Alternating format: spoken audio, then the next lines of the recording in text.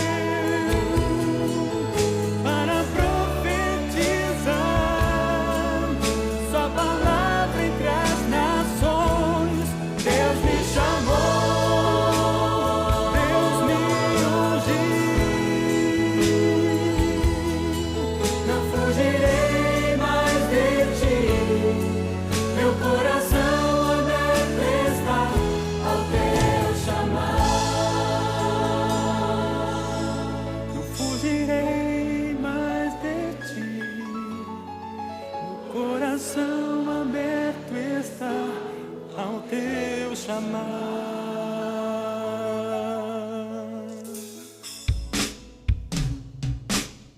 Deus me chamou, Deus me escolheu para profetizar Sua palavra entre as nações. Deus me chamou. Deus me ungiu.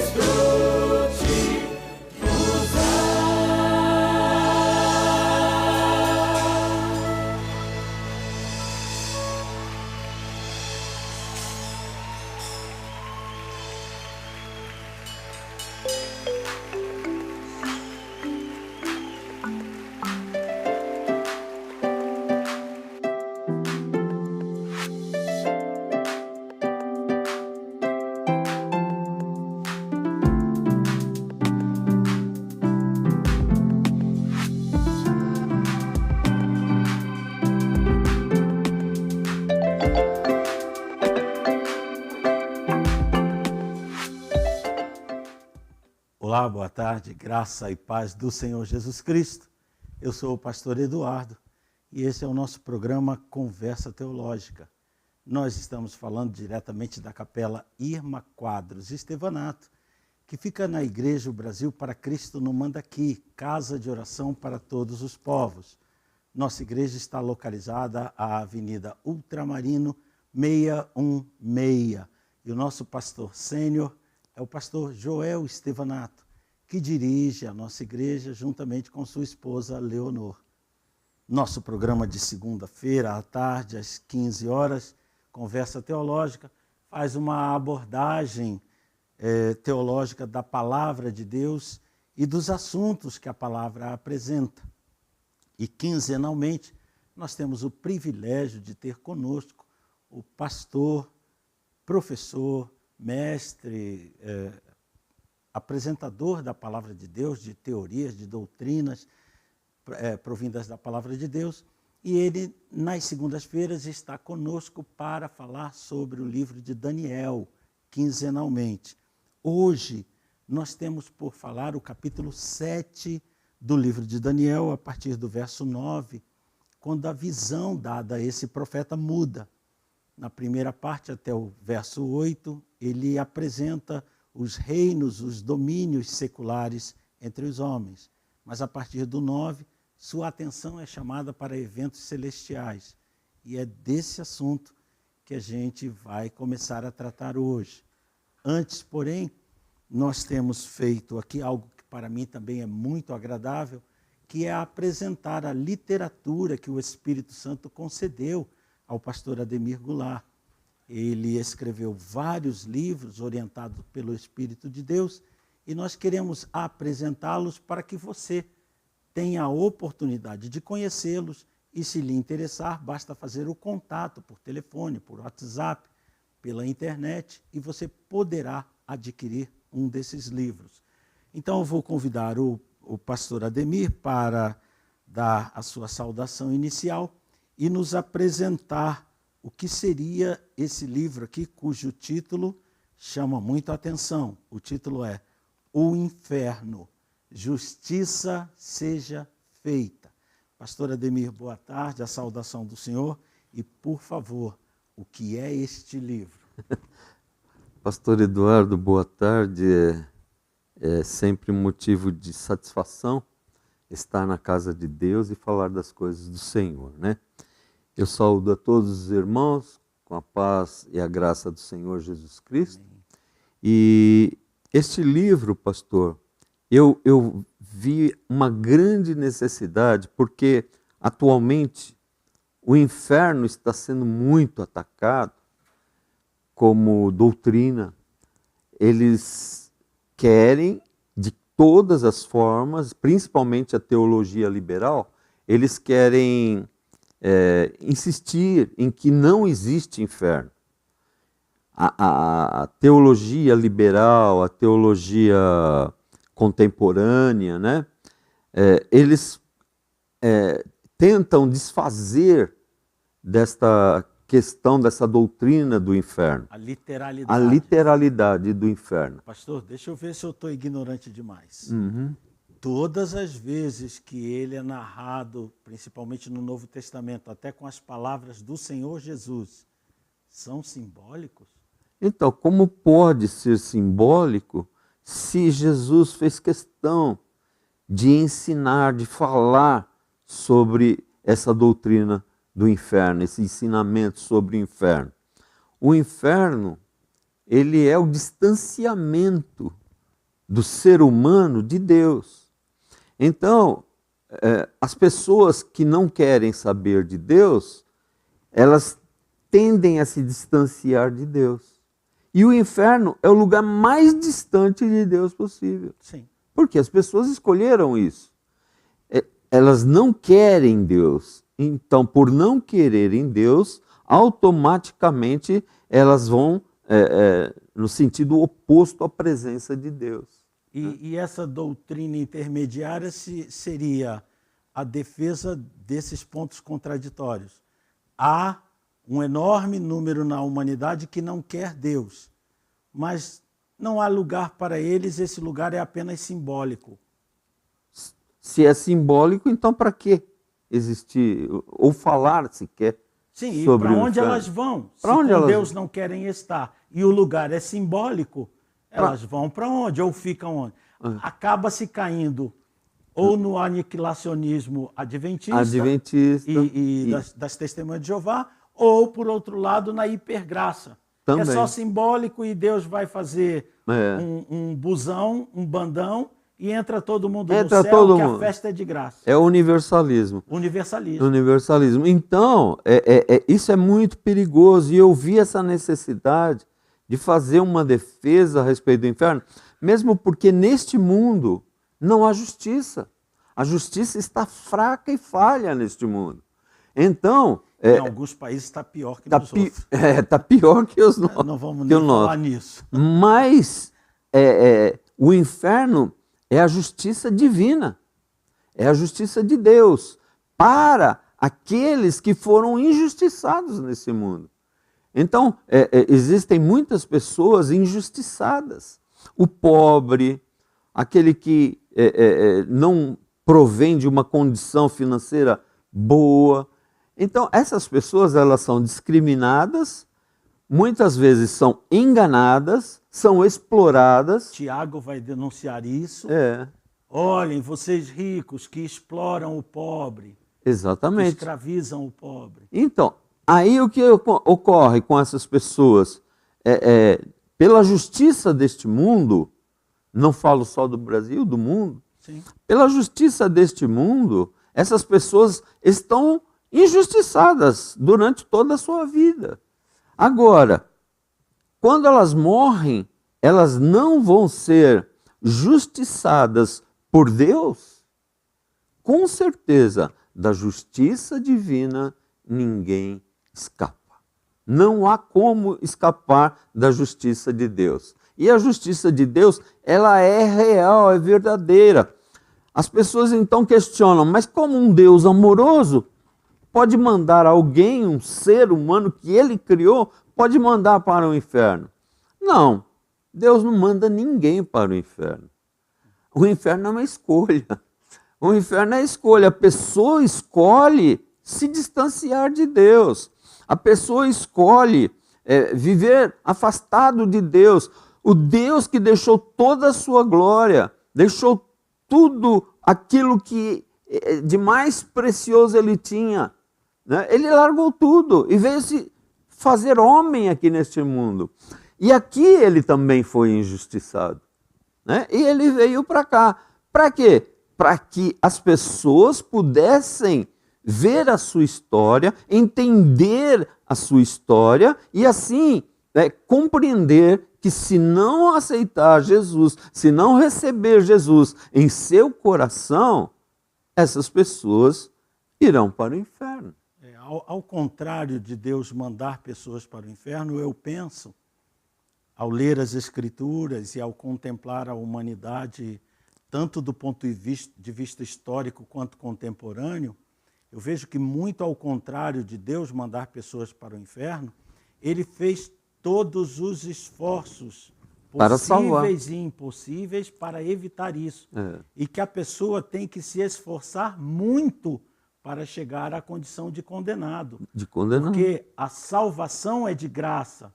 As bênçãos que recebemos num planeta maravilhoso, abençoado, são gratuitas. A bênção da vida, a bênção da alimentação é gratuito. Deus ofereceu tudo à sociedade humana. Ao contrário de ele ter no coração alguma maldade contra o ser humano, ele proveu de todas as formas para que o ser humano não chegasse a isso. De fato, que o inferno será o único lugar no universo para onde o homem vai por livre e espontânea vontade. Que ele quer. É uma escolha. O inferno é uma escolha. E eu também acredito que, como Agostinho de Hipona, como ele falou, existe a luz e existe a escuridão. Só que a escuridão, ela é a ausência da luz. próprio Albert Einstein também falou sobre isso. Repetiu isso. Repetiu. Então, o que nós temos que entender que o inferno é essa ausência de luz, é essa ausência de Deus. Então as pessoas elas vão para o lugar que lhes é devido. Só que todas as qualidades são e pertencem a Deus, vêm de Deus, procedem de Deus, todas. Então você pega o perfume, a beleza, você pega a bondade, enfim, todas as boas qualidades e virtudes, você pega isso e que vem de Deus. Então no inferno o que vai existir? Vai existir amizade? Vai existir amor? Vai existir o perfume? Vai existir a beleza?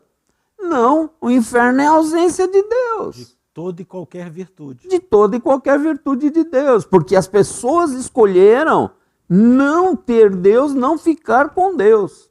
Então esse é o lugar que é devido a elas. Um livro muito interessante, tenho certeza que você, até para se firmar na doutrina, porque às vezes você é bombardeado com argumentos especialmente emocionais, de cunho não doutrinário, mas emocional, às vezes até piegas, às vezes até coitadinho deste ou daquele. Não, nós somos responsáveis por nossas atitudes, a doutrina do inferno ela é estabelecida na palavra de Deus e aqui o pastor fez não um trabalho dele sobre o inferno, mas o que as Escrituras passaram para o pastor, o que o Espírito Santo interpretou para o pastor das Escrituras sobre o inferno. Se lhe interessar estar bem assentado sobre esse assunto, é um convite que eu lhe faço a ligar para o pastor Ademir e dizer: eu também quero um exemplar desse livro. Mas pastor, então vamos orar e vamos a Daniel. Exato. Amém? Vamos Amém. orar ao Senhor.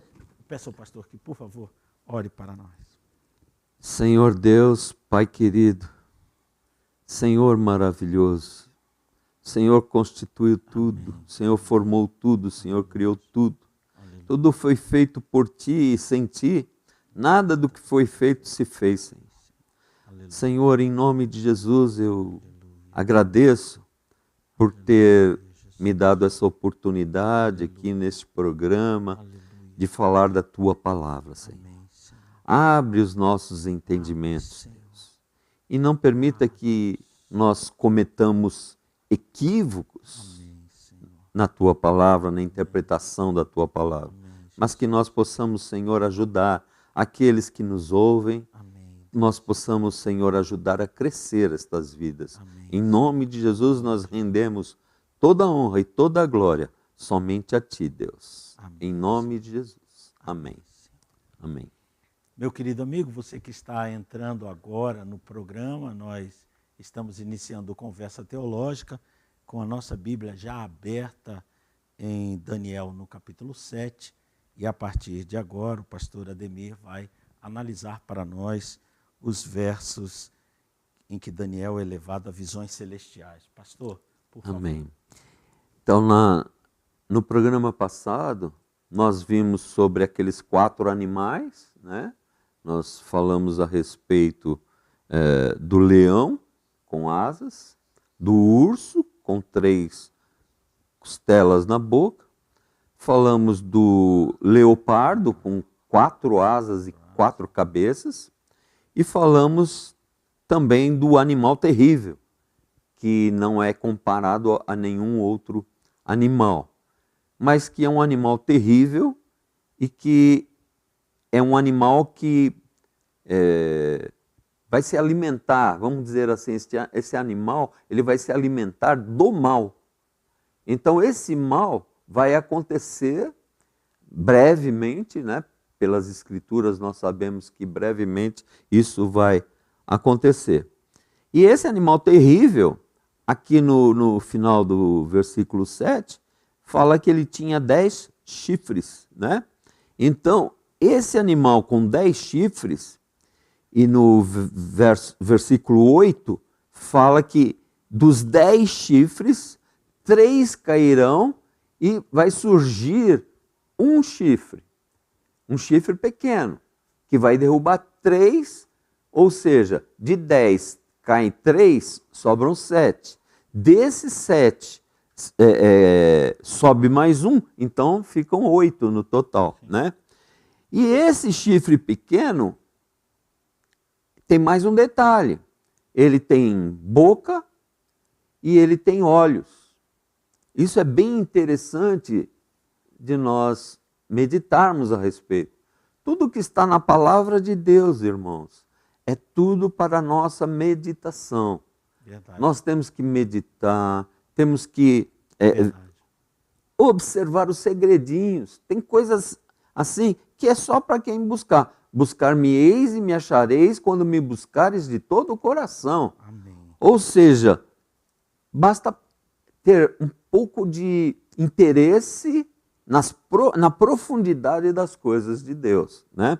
Verdade. E aí nós caímos no versículo 9, que nós paramos no final do versículo 8, né?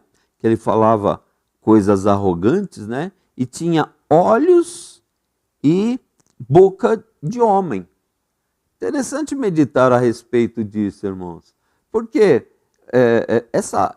esses olhos, hoje nós vemos aí a internet no mundo inteiro. As pessoas estão entrando na internet, elas veem diversas atividades, diversos vídeos pela internet, pelo YouTube, né? Então, você não deve se esquecer que o seu computador tem uma câmerazinha lá. E essa câmerazinha, ela está te observando. É um olho. Aquele olho que tudo vê dos maçons. Dos maçons, obrigado. Dos maçons, aquele olho que tudo vê é exatamente isso. Quer dizer, eles estão olhando, eles estão enxergando, eles estão ouvindo e também falando. E falando muita, mas muita coisa arrogante, muita coisa contra Deus, contra Jesus Cristo, contra o cristianismo. E eles querem avançar nisso. Ou seja, irmãos, está havendo no mundo um verdadeiro complô contra o cristianismo. E a ideia deles, porque para eles não interessa atacar o budismo, não interessa atacar o confucionismo ou outros ismos. Para eles interessa atacar o cristianismo, enfraquecer o cristianismo. Então, tudo que está sendo feito para que as pessoas comecem a sentir repúdio ao cristianismo. E isso contando até com alguns pastores, com até algumas pessoas. Sim. Por quê? Porque são pessoas que fazem parte do bloco maçônico. Então, eles vão fazer aquilo que a maçonaria ou outras ordens secretas, né, Sim. determinarem. Eles vão fazer isso. O objetivo seria destruir o cristianismo para trocar o Cristo? Trazer outra pessoa a ser homenageada, honrada? Então, eles querem, a pretensão deles é o ecumenismo. Sim. Né? Eles querem promover o ecumenismo. Mas promover o ecumenismo, que inclusive o cristianismo vai fazer parte do ecumenismo, mas esse cristianismo não é o cristianismo autêntico, verdadeiro, é o cristianismo que eles estão tentando impor para as pessoas na atualidade, que é aquele cristianismo liberal, é aquele cristianismo permissivo. Permissivo. Pode tudo. Tudo pode, tudo vale. Por quê? Porque não é o verdadeiro cristianismo. Sim. O verdadeiro cristianismo é aquele que a palavra de Deus, autêntica e verdadeira, fala. Sim. Amém. O que nós precisamos tomar muito cuidado, que hoje em dia tem muitas traduções bíblicas, eu acho bom que tenha mesmo, eu acho bom. Mas precisamos tomar cuidado, temos que eleger uma que seja fidedigna aos originais. Aos originais. Okay. Eu adoto a ACF, né? Eu adoto a ACF porque eu vejo que ela é baseada nos textos massoréticos do Velho Testamento e no texto Receptus do Novo Testamento. Quer dizer, são o mais próximo dos originais possível, né? Então eu fico com essa ACF porque ela é bastante fidedigna aos originais. Só para esclarecer quem está conosco, as letras A, C de casa e F de faca significam que é uma Bíblia, uma versão feita por João Ferreira de Almeida, corrigida e fiel. Então, se você for a uma livraria cristã, e quiser ler a versão que o pastor está falando, você diga, eu quero uma Almeida ACF, ou uma Almeida corrigida e fiel. E será essa versão de que o pastor está falando, que busca o mais no original possível e o menos em manuscritos posteriores. E ela é da Sociedade Bíblica Trinitariana. Ela não é da Sociedade Bíblica do Brasil. Ela é da Trinitariana, o que é muito bom. Continuando, né, pastor? Sim. No versículo 9, nós temos aí, isso aqui é muito importante, irmãos. É muito importante. Nós aqui, o versículo 9 e 10, fala de Deus Pai. E os versículos 13 e 14 fala do Deus Filho. Agora, aqui é definida muita coisa. Os amilenistas vêm de um jeito, os pós-tribulacionistas vêm de outro jeito, e os pré-tribulacionistas vêm de outra forma. Ou seja, dependendo de como você lê e entender esses 4 versículos aqui, você vai apoiar este ou aquele sistema, né? Então você vê, presta atenção, olha, eu continuei olhando até que foram postos uns tronos. Não fala um trono, fala uns tronos. Sim. E um ancião de dias se assentou. A sua veste era branca como a neve e os cabelos da sua cabeça como a pura lã. E o seu trono era de chamas de fogo, e agora aqui ele falou trono no singular, né?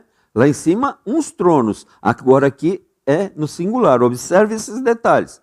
Era de chamas de fogo, e as suas rodas de fogo ardente. Rodas de fogo nós já falamos aqui, dos ofanins. Eu não sei se vocês vão se lembrar que nós já falamos sobre os ofanins, dos anjos, né? Um rio de fogo manava e saía de diante dele. Milhares de milhares o serviam, e milhões de milhões assistiam diante dele. Assentou-se o juízo e abriram-se os livros. Então aqui, irmãos, é interessante. Os pós-tribulacionistas e os pré-tribulacionistas, eles acreditam de forma semelhante aqui. Ou seja, essa parte de cima, o versículo 9 e 10, se trata de Deus Pai. Tá? E o versículo de 13 e 14, que nós vamos ler agora, se trata de Jesus. Presta atenção.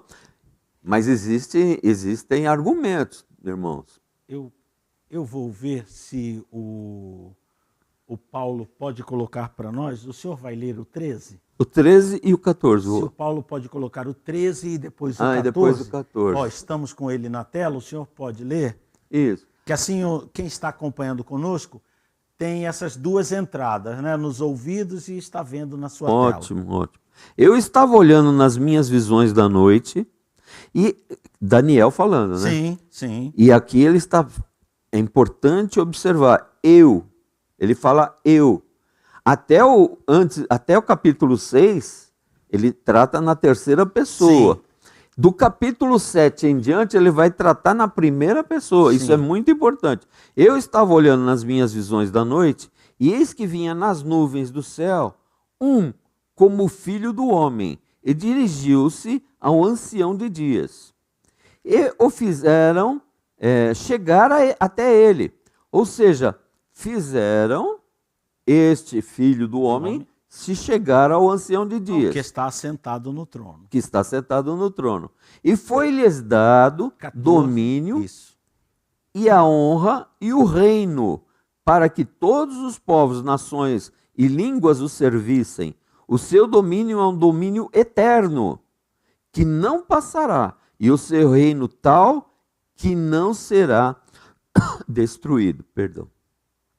Agora aqui é interessante, irmãos. Aqui ele está falando de quem? O Filho do Homem. Sim. É muito claro aqui. Vinha nas nuvens do céu, como fala lá em... Agora minha memória vai falhar. Mas 1 Tessalonicenses 4, versos 13 em diante, vai 13 tratar até o desse 17, é isso até o mesmo. 17. Obrigado, pastor. Então aí, ele dirigiu-se ao ancião de dias e o fizeram chegar até ele.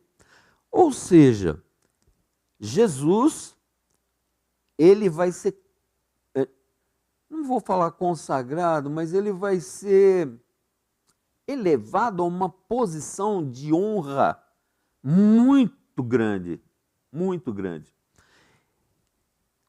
O trono ocupado pelo anticristo vai ser tomado, por isso os ofanins estão aqui em cima, porque os ofanins são aqueles que julgam, são 24 anciãos. Por isso existe um trono, que é do Pai, e tronos, que são... Sim, isso transparece, me parece, pastor, perdão, não quero cortar o teu raciocínio, mas o verso 10 diz, assentou-se o juízo. Assentou-se o juízo. A majestade, a potestade já está assentada, Já a estava, divindade. exatamente. E aqui ele diz no verso 10, assentou-se o juízo. O juízo. Por isso ele fala antes, havia tronos. Tronos. A majestade, a potestade se assenta. Ok, ele descreve como é a potestade. E aí ele solta essa frase estranha, assentou-se o juízo. O juízo.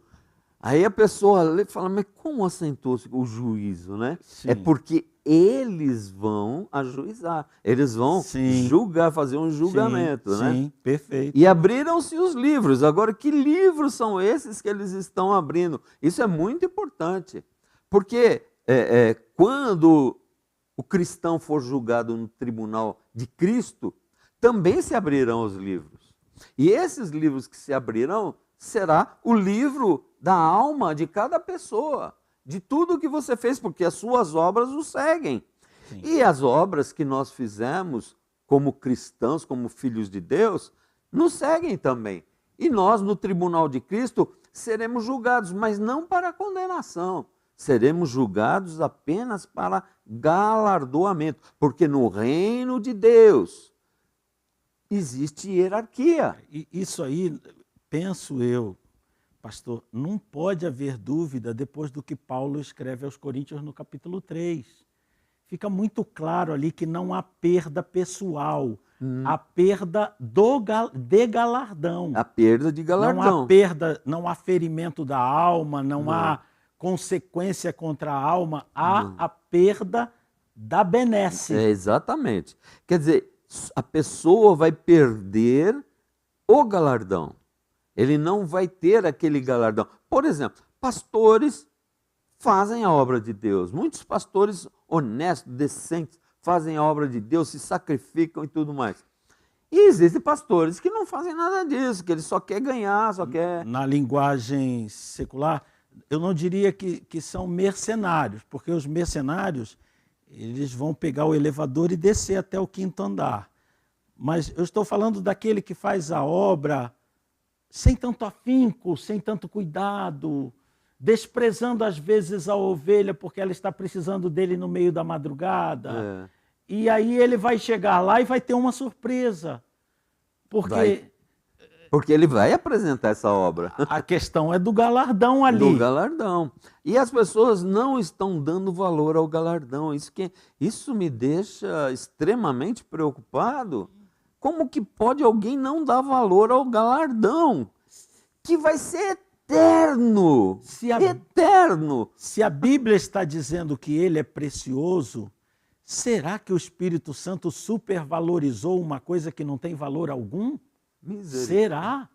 Não posso acreditar nisso. Não dá para crer. Se o Espírito Santo está dizendo que é precioso, eu deveria brigar por isso, me interessar por isso. É o que nós devemos fazer, não por interesses pessoais, mas por interesse na obra de Deus, nas coisas de Deus, na palavra de Deus. Eu não quero destruir a palavra de Deus. A palavra de Deus ela é tão importante que os homens eles estão fazendo loucuras com a palavra de Deus. Loucuras. O senhor diria que o pastor, mas eu só vou fazer essa pergunta para a gente continuar aqui.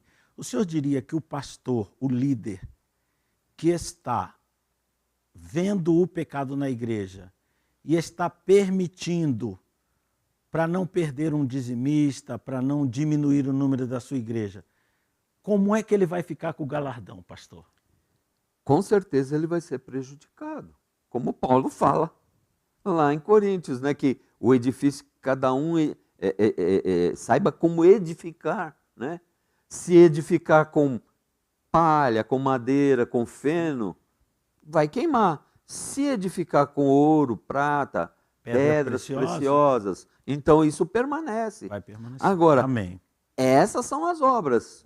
Nós precisamos zelar pelos galardões que receberemos. Mas isso aí é o tribunal de Cristo. Isso é o tribunal de Cristo. Não tem a ver com esse aqui. Não. Nenhum desses. Aí é que está, né?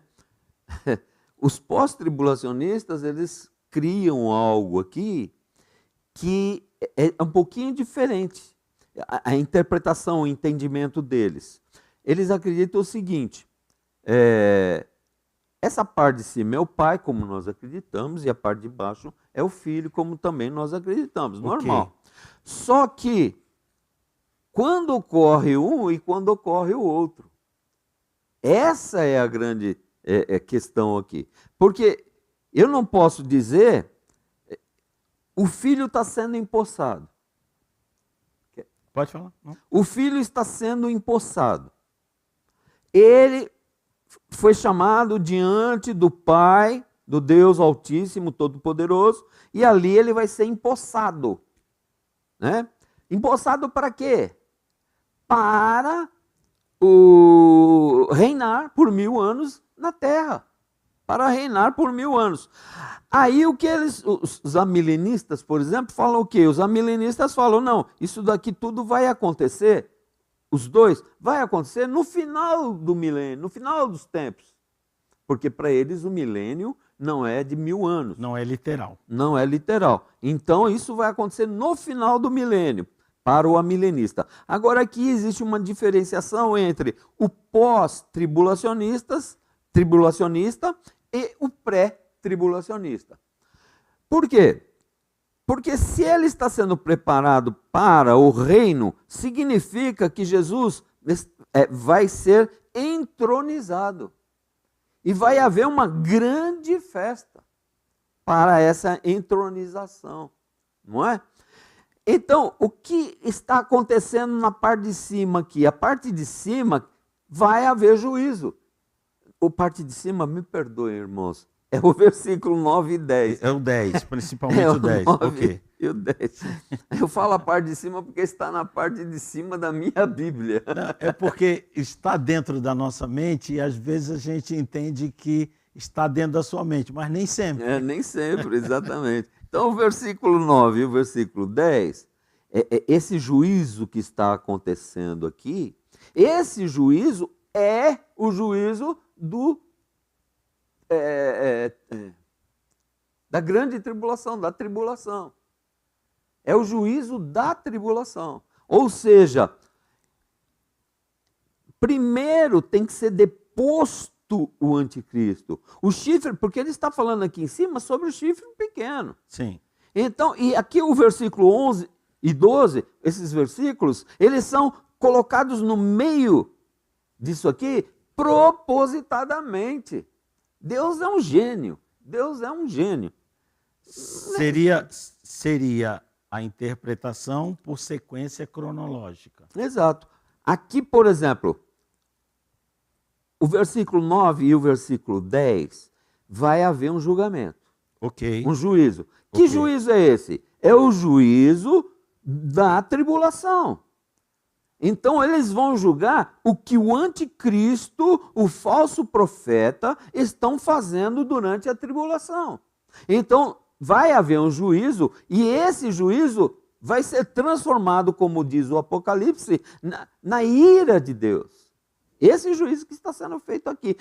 E esse juízo é para empossar o filho, que ele descreve aqui embaixo. Ou seja, temos em Daniel 7, 9 até 11, nós temos aqui a repetição, ou temos um reflexo lá na frente, em Apocalipse final do capítulo 19 e o capítulo 20. E temos também, se os irmãos me permitirem, no capítulo 4, quer ver? Assim. Olha aqui no capítulo 4 também, né? Ok, o pastor ok. está certo, mas aqui Ok, também, olha só. ok. Capítulo 4, versículo 2. Não, eu fiz a título de pergunta, tá? Só Tá bom. para orientar a opinião do pastor. Certo.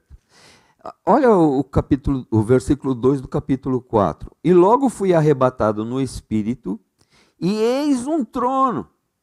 Olha o trono aqui. Eis um trono posto aonde? No céu. E um assentado sobre o trono. O Pai. Sim. Assentado sobre o trono. E o que estava assentado era, na aparência, semelhante à pedra de jaspe e sardônica. E o arco celeste estava ao redor do trono. Sim. E parecia semelhante à esmeralda. E ao redor do trono havia 24 tronos. Não bate lá com Daniel? Sim. Os 24 A descrição de tronos e dos que estão assentados é a mesma. É a mesma de Daniel. Olha que Mas, interessante. além dessa visão de trono e dos que estão assentados, o senhor enxerga as ações decorrentes do 4, as mesmas decorrentes de Daniel 7, é isto? Exatamente, muito boa pergunta, pastor, muito excelente pergunta. Por quê? Porque esse juízo aqui, esse julgamento, ele está no capítulo 4 de Apocalipse. E nós sabemos que o capítulo 5 é a exaltação ao Cordeiro De Cristo. de ok. Cristo, e no capítulo 6 começa a tribulação. Sim. Então, olha só, no capítulo 6 começa a tribulação e vai até o capítulo 18. Ou seja, tudo que você lê do capítulo 6, é claro, na interpretação pré-tribulacionista, tá? Sim. Se você lê na interpretação pré-tribulacionista, você vai entender que do capítulo 6 até o capítulo 18 é tribulação. Eles estão tratando tudo sobre tribulação. E a tribulação trata de quem? Trata lá, agora nós vamos voltar lá a Daniel. Trata de quem? Do povo de Daniel. Olha aqui, deixa eu voltar ao 7 aqui. 7. Olha aqui. Quem Daniel escreveu o seu livro, essa profecia, e nenhuma vez ele mencionou a palavra gentios. Nenhuma vez. Aqui só é mencionado Israel, é mencionado Judá, é mencionado o povo de Deus. Então, o livro de Daniel, ele foi escrito para o povo judeu.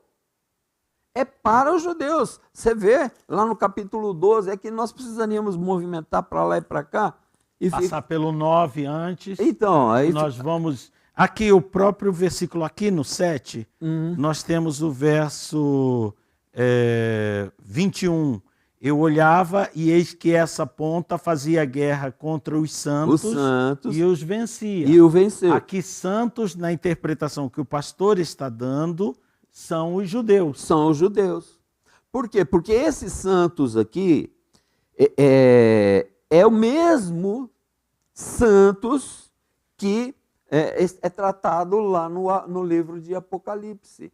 Ou seja, irmãos... Pastor, oi. Desculpa interrompê-lo, é só uma coceirinha. Eu vou dar uma força pré-tribulacionista. Eu nunca declaro o que eu sou nesse aspecto, mas vou dar uma forcinha pré-tribulacionista. Será que os santos de que o pastor está falando são os judeus?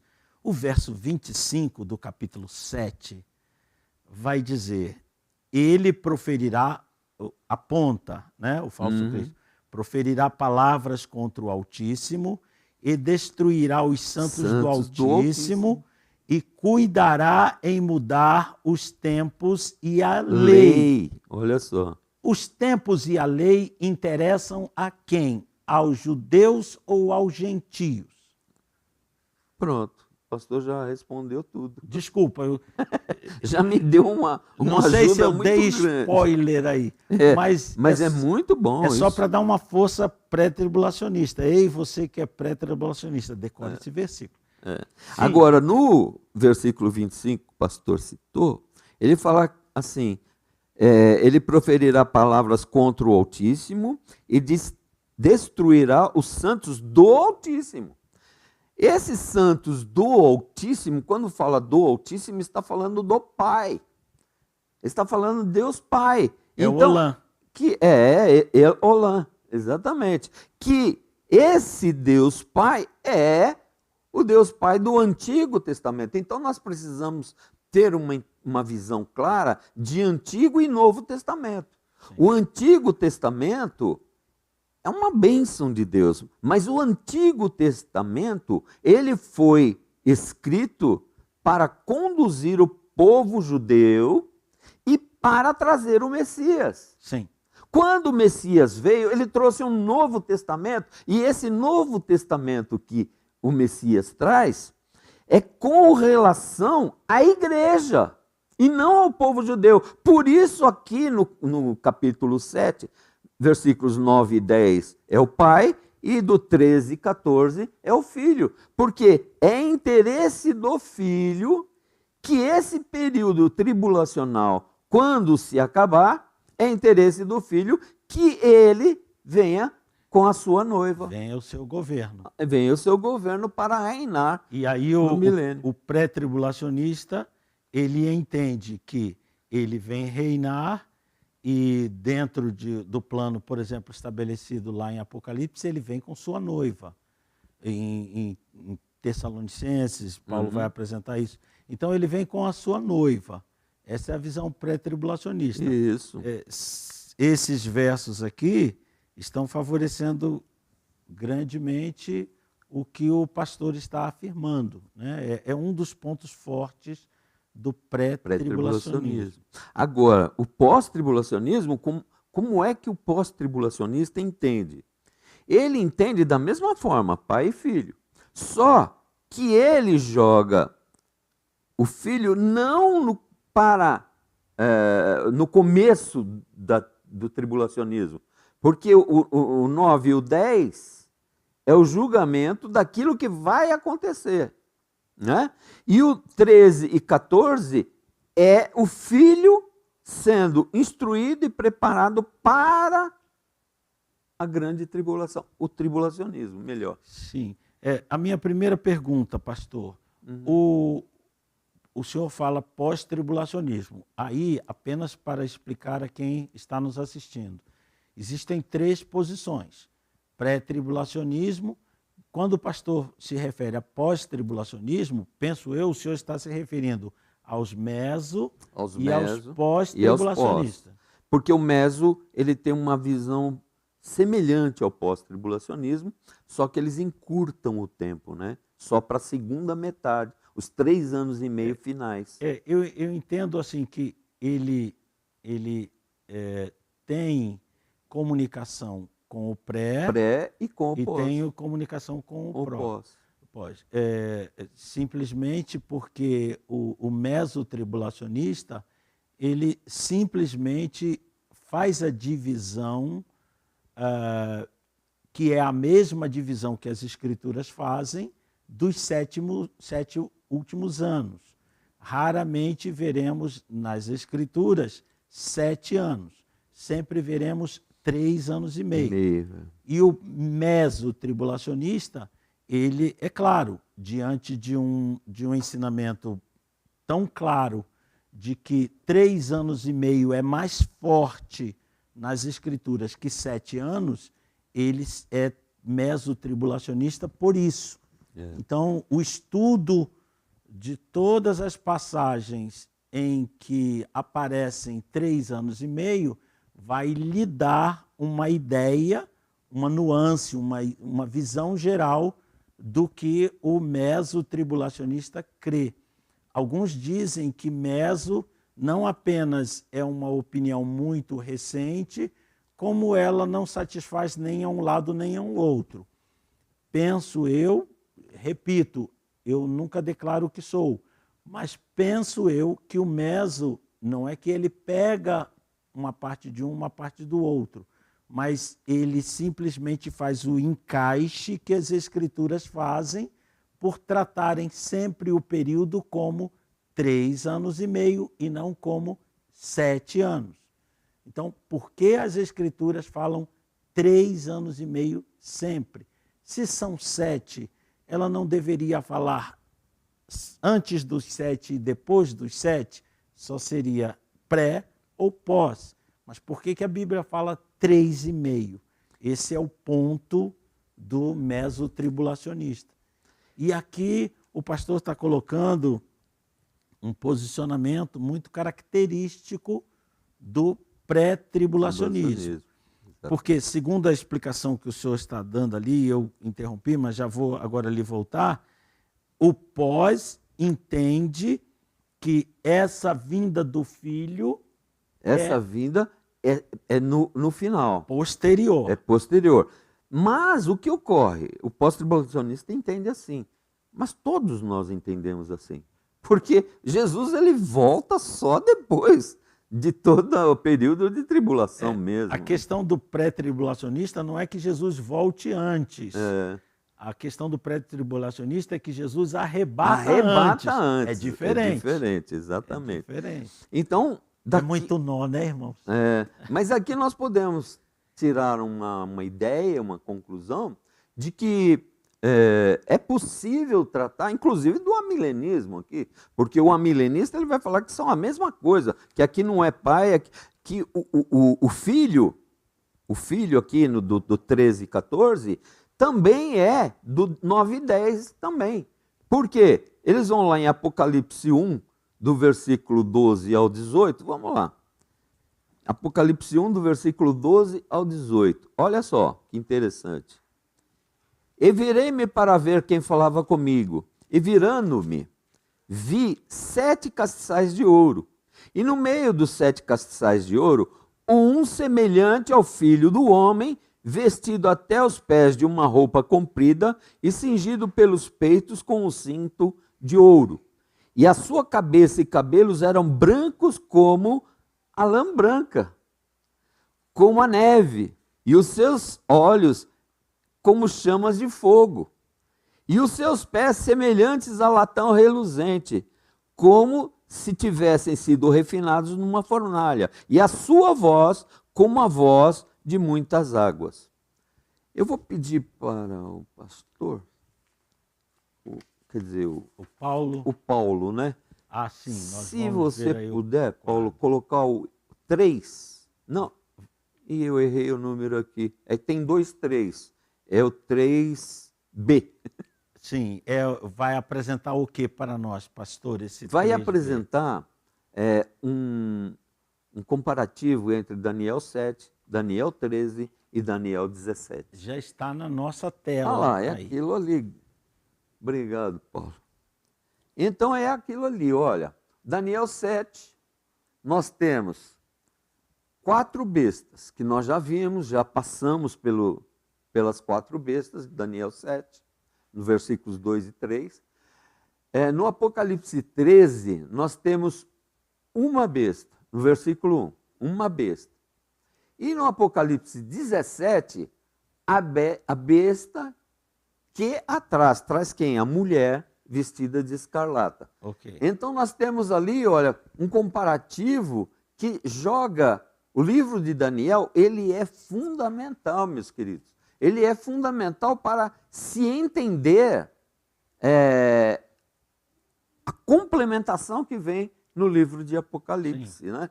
Então nós temos lá as 4 bestas, a de Daniel 7 sobe do mar, a de Apocalipse 13 sobe do mar, e a de Apocalipse 17 é a besta que sobe do abismo, que também pode ser entendido como um mar, né? Muitas águas. Muitas águas também. Ok. Ok. Agora, embaixo nós temos as 4 bestas, que são o leão, uma cabeça, o urso, uma cabeça, o leopardo, 4 cabeças. Vamos somando, olha. 1 mais 1, 2, mais 4, 6. E o animal terrível, uma cabeça. Então são 7 cabeças também. Ok. 7 cabeças.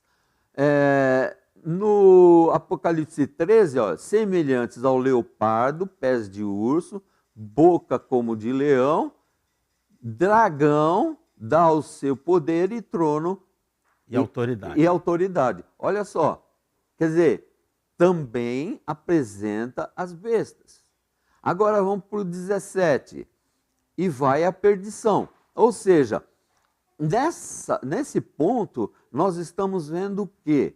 Nós estamos vendo 7 cabeças, e no 17 também 7 cabeças, que é o item de baixo.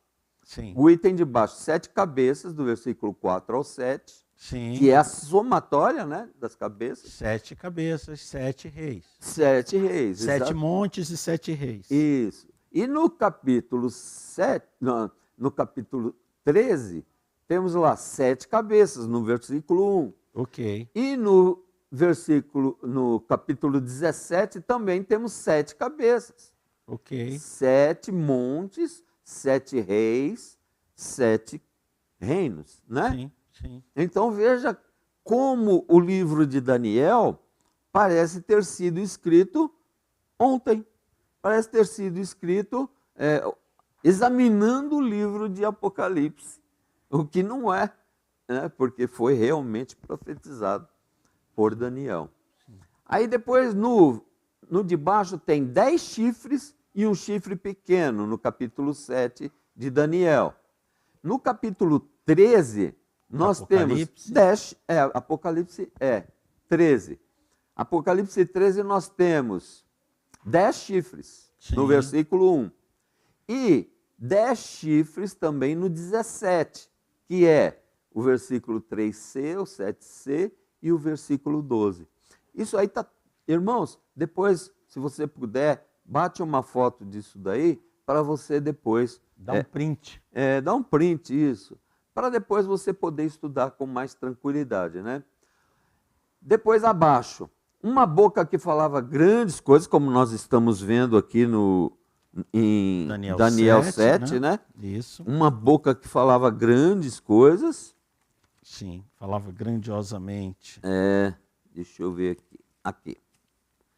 Isso aí está no versículo 8 de Daniel 7, né? Sim. O chifre pequeno.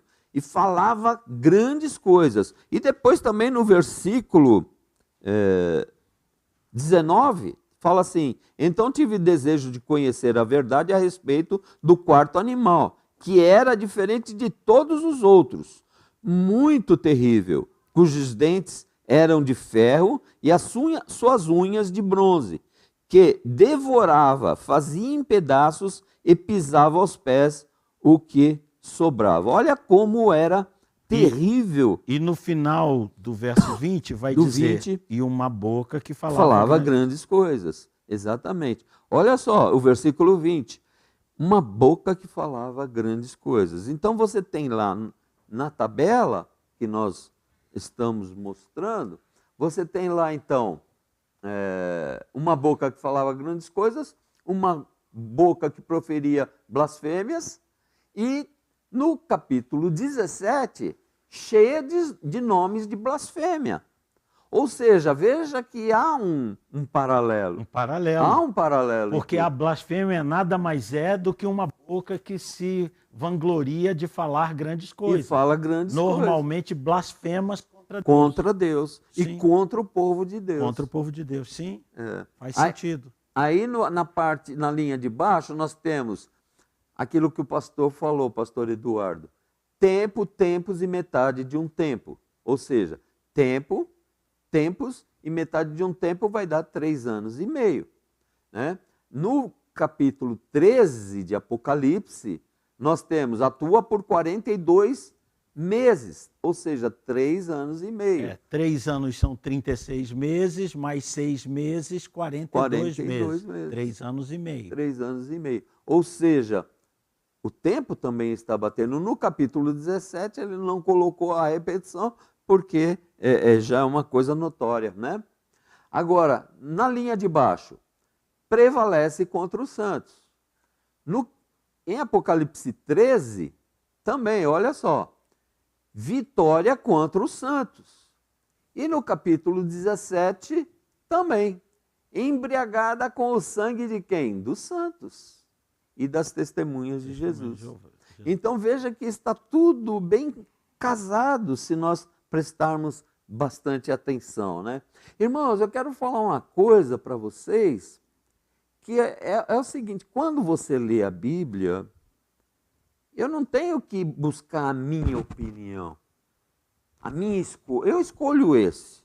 Eu escolho ser pré, eu escolho ser pós, eu escolho ser meso, eu escolho acreditar na pessoa do Espírito Santo. No milênio. Eu escolho. Não é escolha, irmãos. Não faz isso. Sabe o que significa a palavra heresia no grego? Essa palavra é aereses. Eu acho que é no latim, se eu não me engano agora. Eu acho que aereses é no latim. Não, perdão, pastor, é grego mesmo. É grego, né? Aereses. É grego. Então, veja bem, aereses, sabe o que significa essa palavra? Escolha. É escolha. Escolha. É só isso, nada mais. Heresia significa escolha. Quando eu digo, olha, Deus, a Bíblia diz que é assim, mas eu escolhi, diz que é X, mas eu escolhi Y. Você é um herege. É um herege. Eu não queria dizer isso assim em público. Mas é isso mesmo, é exatamente. A Bíblia está dizendo, vá para a direita. Mas eu entendo que ir para a esquerda não faz mal. Você é um herege. É um herege. É só isso, você escolheu. Ou seja, irmãos, agora, tem uma coisa. Por exemplo, os nossos irmãos pós-tribulacionistas, mesotribulacionistas, eles vão ser salvos? Claro que sim, irmãos. Claro. Porque isso daí não interfere na salvação, mas interfere na compreensão. Sim. Interfere na compreensão. Então, para eu ter uma compreensão clara das Escrituras, eu não posso ficar fazendo escolhas. Porque se eu ficar fazendo escolhas, certamente eu vou errar, porque eu sou uma pessoa falha. Pastor, seria o caso de que as pessoas primeiro escolhem seu posicionamento, ainda mal embasado, e depois saem correndo atrás de tudo que é passagem que favoreça aquele posicionamento? Que favoreça o posicionamento dela. Eu tenho visto alguns colegas que eles vão a uma determinada passagem e aquela passagem, em parte, defende o que ele está defendendo, né? A defesa é a mesma, coincide. Mas entra uma parte do versículo ou do texto, da perícope, em que a Bíblia não está defendendo o que ele fala. Aí ele pula. Ele pula. É muito engraçadinho, né? O ser humano é engraçadinho. O começo está dizendo assim, eu quero defender que uma coisa é vermelha. Aí a passagem bíblica diz, olha, tal coisa não é amarela. Aí eu digo, tá vendo? Tá vendo? Não é amarela. A continuidade do versículo diz, não é vermelha. Aí essa parte eu pulo. É engraçadinho, porque se eu quiser ser honesto comigo, com o Espírito Santo, com quem está conversando comigo, eu preciso pegar a passagem e dizer, olha, aqui eu entendo tal. E a pessoa perguntar, e essa última frase aí? Aí eu tenho o dever de explicar, de responder. Eu não posso dizer, não, isso aí é menos importante. Como assim? Isso daí não tem. Esses dias eu ouvi um pastor falando isso. Ele falou, não, isso aí não tem implicação nenhuma. Não, para ele não pode ter. Ele não tem, mas tem implicação. Então, eu sempre achei isso muito interessante nos debates cristãos, participei de vários debates cristãos, e eu sou muito observador, eu fico olhando a pessoa e eu fico olhando a palavra, olhando a pessoa e olhando a palavra. Daqui a pouco ela passa pelo versículo e ela tem um espírito de canguru e pula aquela parte do versículo. Aí eu falo, desculpa, essa parte aqui, não, isso aí não tem importância. Aí eu percebo que ela, na área de apologética ou na área escatológica, ela é um homem canguru. Quando não for interessante, ela pula-se. Então, aí, pastor, a pessoa corre um risco muito sério, porque existem certas doutrinas, certos ensinamentos da Bíblia, que tudo bem se acreditar de um jeito ou de outro, não vai fazer tanta diferença. Mas existem alguns pontos que são fundamentais, que vai determinar tudo que eu creio, porque a escatologia ela faz parte da teologia sistemática. Sim. E se eu interpreto de um ponto de vista escatológico, que defende esta área ou aquela área, a minha teologia sistemática vai sofrer a influência disso. Porque não tem como. Me ocorreu um exemplo aqui, pastor. Vamos transformar a escatologia em matemática. Vamos interpretar teologia como matemática. E escatologia é 4 vezes 4. Precisa dar 16. Aí, na minha matemática, 4 vezes 4 dá 12. Você não acredita que em algum ponto da minha matemática isso vai dar diferença? Vai dar uma diferença no final. Matemática é assim. A teologia, ela é matemática, tem precisão matemática. Se eu, num aspecto da teologia, entendo que 2 mais 2 dá 6, lá na frente eu vou estar fazendo uma equação do 2º grau, uma coisa já de 3º nível, já avançada, e cai um 2 mais 2 ali. Mas para mim, 2 mais 2 dá 6. Como vai resolver? Minha conta, como se diz na escola lá, né? Minha conta vai levar a pau. Vai interferir totalmente. 2 mais 2 não dá 6. Agora, é claro, o matemático que faz 2 mais 2 dá 6, não tem problema, ele vai ser salvo? Vai. Mas lá no céu ele vai ter que voltar para o primeiro ano e falar, tem que fazer filho, tudo de novo. Você cansou de dizer na terra que 2 mais 2 dá 6, filho. Senta aí no banco um pouquinho. Nós vamos te explicar como Vamos te explicar melhor. Então, mas são boas pessoas com bom interesse na palavra de Deus e tudo mais. É claro, mas é aquilo que Paulo falou na carta aos Coríntios. Ele fala, né? Sofrerão perdas. Sim. Né? De alguma maneira sofrerão perdas. Como a minha mente é humana, pastor, eu confesso que eu vivo muitas vezes esse temor. Claro, Muitas eu vezes também. eu volto ao texto bíblico e falo, Senhor, minha conta aqui está dando certo. Né? Porque todos nós passivos de erros, temos que sempre estar não duvidando da doutrina cristã, mas revendo os nossos conceitos a respeito da doutrina cristã. Para, em primeiro lugar, não somos melhores do que os outros, somos passíveis de erro. Em segundo lugar, num reexame, muitas vezes, quantas vezes aconteceu isso em provas que eu fiz, provas que definiram meu futuro profissional. A primeira questão que eu fiz de matemática, na prova para sargento da aeronáutica, vinha lá, o número tal é primo, portanto podemos dizer, aí a primeira resposta A, que ele não é divisível por número algum. Eu, sem piscar, taquei o X ali. Acabou, essa aqui é fácil. E fui. Mas aquilo ficou coçando na minha mente. Eu fui até a questão 50. Aí, quando voltei, algo chamou a minha atenção na minha mente. Pera, não, essa aqui eu já fiz, mas pera, o número X é primo. Aí eu pensei, não, mas o princípio matemático é de que todo o número é divisível por 1. Aí a segunda resposta era, é divisível por 1. Eu falei, haha! Aí passei a questão toda. Olha o crente achando que é dono da verdade. Então. Passei a questão toda. Aí falei, vou dar uma terceira olhada que está melhorando a cada vez que eu passo. Aí voltei na questão 1. Aí falei, pera, todo número é divisível por ele mesmo, pela unidade e por ele mesmo. A terceira resposta era 2. Aí eu risquei tudo. Então, acertei finalmente.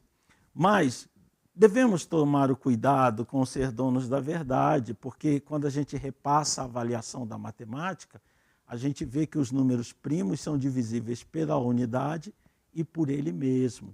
E o conceito que tínhamos tido antes estava equivocado, por mais boa intenção. Como o pastor falou, boa intenção, mas estava equivocado. Mas então, quando o pastor fez aquele debate na sua igreja com o pastor Walter Ney... Pegou fogo, hein? Pegou fogo. Tem que fazer, ele se declarou outro dia pós-tribulacionista, pastor.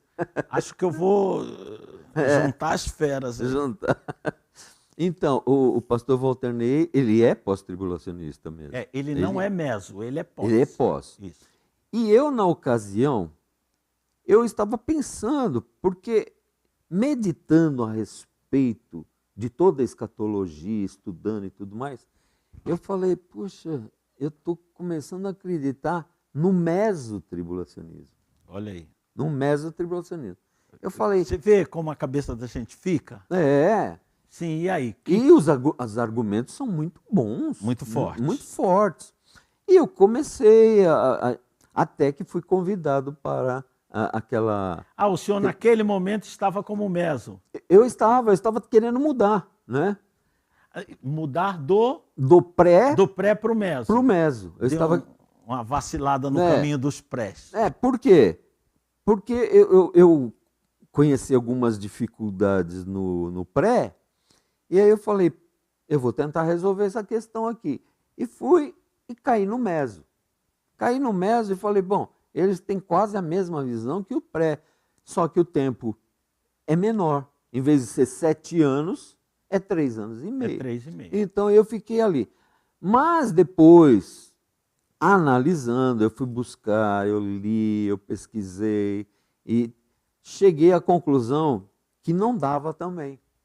Eu voltei. Que havia dificuldades. Havia dificuldades também. E o senhor reavaliou as dificuldades do pré, mas aí obteve uma resposta. Eu obtive uma resposta. Ok. Mas aí, por isso mesmo, eu fui atrás. Eu quis resolver, eu queria entender, né? Mesmo porque, como eu dou aula dessa matéria, eu queria saber, com convicção, como ensinar aquela pauta, como falar sobre Porque aquilo. essa, se não for a primeira pergunta que o aluno faz para o senhor, é a segunda. É. O senhor fala, vamos entrar agora em escatologia. Professor, com licença, sim, o senhor é pré... É sempre assim, eles perguntam mesmo, né? E eu que digo na aula, vou começar a escatologia agora. Numa das turmas, vou começar lá em Atibaia, vou começar a escatologia. Aí eles perguntam, o senhor é pré, meso ou pós? Eu digo, eu nunca digo para ninguém. Não, professor, diz só para nós que a gente não conta. A gente não vai contar para ninguém. É melhor assim, porque a pessoa fica imparcial, né? Sim. Imparcial. Não, eu sou convidado para dar palestra. Como o senhor disse, não mexe em soteriologia. Então, o que eu faço? Fui convidado a dar uma palestra para uma igreja da nossa denominação, que, portanto, é pré-tribulacionista. E o pastor só disse para mim, olha, nosso posicionamento na igreja é abraçado, é casado com o pré-tribulacionismo. Então eu vou pedir, pastor Eduardo, que você não coloque nem as variantes, a análise das variantes, mesmo que dê menos ênfase. Porque o horário da programação não é tão longo, eu prefiro que o pastor gaste todo O tempo, né? o tempo com isso. Aí fez a pergunta-chave. Pastor, você é pré? Aí eu disse para ele, pastor querido, eu nunca digo o que sou. Aí ele falou, então, pastor, você... Essa segunda me responda, o pastor pode passar com convicção o posicionamento pré? Eu falei com toda certeza. Fui lá, arregimentei essa análise brilhante que o senhor está fazendo, separando pontos. Está vendo aqui o verso 8? Está vendo aqui o verso 10? Está vendo aqui o verso 25? Fui lá e falei isso. A igreja vibrou, porque quando a gente expõe, realmente os textos de posicionamento expõem aspectos que são bastante fortes. Sim. Aí eu expus aqueles apenas, a igreja vibrou. Eu falei, amém, cumpri minha missão. Pastor, e quanto ao meso e ao pós? Olha, o pastor da igreja me pediu que passasse o pré, eu passei com convicção tudo que se defende no pré dentro das Escrituras. Os irmãos viram que eu procurei ser fiel ao que estava sendo lido. Essa é a minha obrigação hoje aqui. Foi o que eu falei. Tá certo. Aí eu estou isento. Se alguém me disser, fale sobre o meso, eu vou lá, vou explicar, o que se crê é isso. Tranquilo. Apesar que isso não tem efeito soteriológico. Né? A gente sabe disso. Pastor, estamos com o nosso tempo em cima. Será que nós poderíamos deixar, então, ainda o desenrolar de detalhes aqui? Não entramos na pessoa famigerada do anticristo, mais especificamente, da quebra dele, da sua derrota, da sua condenação. Será que poderíamos, no terceiro programa, fazer essa abordagem? Podemos sim, pastor. Pode ser, pastor, porque... Eu acredito que nós podemos começar no próximo, do versículo 17 até o final. Até o final, ok. Então, você que está nos acompanhando, se estiver aí com a Bíblia aberta, o verso 17, ele vai tratar de uma persistência espiritual, de uma intuição, uma inferência espiritual de Daniel. Ele recebe a explicação e aqui vai até uma recomendação que eu gostaria de lhe fazer. Às vezes você tem uma inferência, será que a Bíblia está dizendo isso? Então você vai e pergunta ao Espírito Santo, pergunta à própria palavra de Deus. Daniel, o anjo dentro da visão explicou para ele, é assim e pronto. Ele falou, não, espera, eu queria saber mais sobre esse quarto animal. Então, é sobre isso que nós vamos tratar no próximo programa. A inferência de Daniel de que havia mais verdades ali ainda a serem reveladas e o que é que foi revelado a ele. E você está livre, eu peço até em nome do Senhor Jesus, que se você quiser entrar no nosso programa e dizer assim, pode colocar isso mesmo, valeu, pastor Ademir, eu sou pré-tribulacionista, sou paraquedas, estou com o senhor e não abro. Não, se você quiser dizer, pastor Ademir, também sou pré, pastor Eduardo, também sou pré, eu defendo essa posição, eu acredito nisso, ou eu sou pós, eu não concordo, mas participe também, para nós é sempre abençoador que você participe. Muito bom. Né? Muito bom. Muito saudável. Paulo, querido, nós temos aí gente com a gente, participando. A Inês Giuriati está conosco. Muito obrigado pela sua presença. Deus abençoe grandemente sua família, sua comunidade cristã. Ao pastor capelão Marcelo Camia, muito obrigado, meu amigo, pela sua presença conosco. O João Batista Faria, o pastor vai indicando aí. Eu acredito que o João Batista ele foi meu aluno. Eu estou para descobrir quem não foi aluno desse homem. Mas uma benção, muito prazer tê-lo conosco, muito obrigado. Deus abençoe sua família. Paulo Santos Ferreira também está conosco. A Mara Bastos, a Miriam Gonçalves, a Adriana Silva, muito obrigado pela presença de vocês conosco. Paulo, Mara, Miriam, Adriana, muito obrigado, que Deus abençoe suas famílias. Está conosco também o Pedro Renan Goulart, que é filho do pastor, né, pastor? Meu filho. Vai dar um abração aí de pai para filho, pastor? Um abração, filhão. Também o irmão Vicente Antunes está conosco, sempre divulga a nossa obra. A Helena Maria, muito obrigado pela sua presença, Helena conosco. Deus a abençoe grandemente. A Íria Pisani, A missionária de lá em Roraima, né? O pastor Walter, nosso querido pastor Walter de Lima Filho. Meu amigão. Tem estado conosco, é um amigo, é uma pessoa que tem nos abençoado com a sua companhia, a sua presença em nossos programas. O irmão Francisco Garrido. Chamado Geninho. Geninho? Geninho, o apelido dele. Amém. É uma bênção de Deus. Grande abraço, irmão Francisco. A você, o irmão Jorge Gastão. Que Gastão só no nome ele fala. Ah, sim. Só no nome. Não, com um nome desse é bom fazer a ressalva logo. Né? Muito prazer, Jorge Gastão, mas só no nome. Senão a pessoa de imediato já começa. Ô, irmão Jorge, estou com um problema financeiro. Me ajuda aí. Segura. Linda de Moraes Lima. Também foi minha aluna. Muito obrigado por estar conosco. A irmã Heloísa Sanches. Também foi minha aluna. Está conosco. Um abraço ao seu esposo, ao seu filho. A irmã Karina Oliveira, que também está conosco. Minha aluna também. Um grande abraço a você, Karina, e a sua família. E o Renato Batista Araújo. Também meu aluno. Então, vamos fazer uma classe. Aqui. Uma classe. Vocês são todos pré-tribulacionistas? Manifestem-se aí. O professor de vocês é pré-tribulacionista. Eu quero ver, como se fala no mundo aí fora, o circo pegando fogo. Se um de vocês for meso, o outro for pós, eu vou dizer, ô professor, o que está havendo na sua classe aí? Mas participe conosco.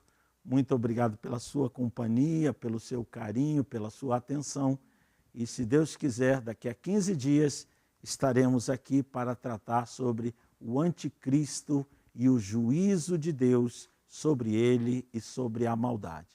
A você um grande abraço. Pastor, suas considerações finais para nós encerrarmos esse programa.